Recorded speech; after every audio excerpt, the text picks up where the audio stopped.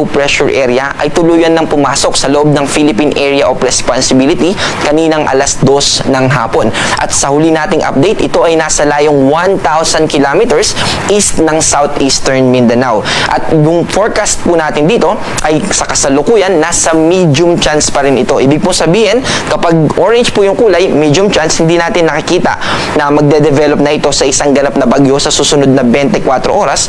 Pero after nung time period na ito, ay tataas na yung chance nito na maging tuluyan na bagyo. Kapag kulay pula naman po, high chance na. And then kapag kulay green, low chance. Ibig sabihin, mababa yung posibilidad. Pero again, dito po tayo naka-medium chance. At sa kasalukuyan, ang mga lugar na naaapektuhan po nito hanggang mamayang gabi ay dito sa Davao Region at Caraga Region. Bukas po ay magkikilos pa ito papalapit sa ating kalupaan. Ang general movement niya ay northwest, and by Friday, ito po yung time na kung saan pinakamalapit na ito sa ating kalupaan. Dito po babaybay niya yung northwestward direction, at ang tutumbukin po niya ay papalapit sa eastern Visayas. Friday and Saturday po ito pinakamalapit sa ating kalupaan, at ito po ay magdadala ng mga kaulapan, mataas na tsansa ng mga pagulan, lalo na po yung sinusupply na ulap na associated sa shear line o sa northeast monsoon ay magko-contribute para mas lumawak yung kaulapan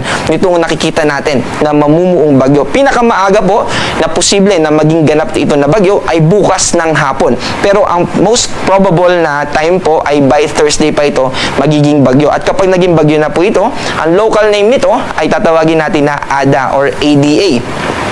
ADA po, spelled out na ADA.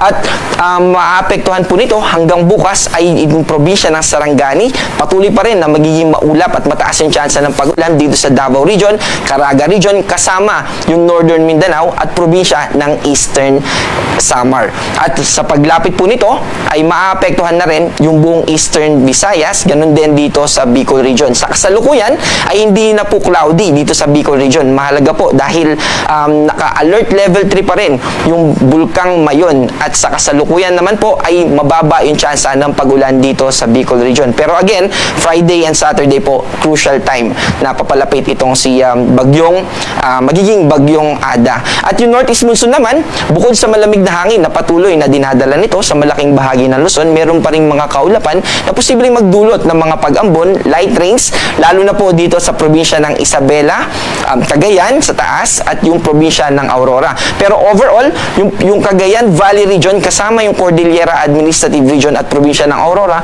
makakaranas po tayo ng maulap na kalangitan at may kataasan na tsansa ng mga pagulan, specifically mga light rains.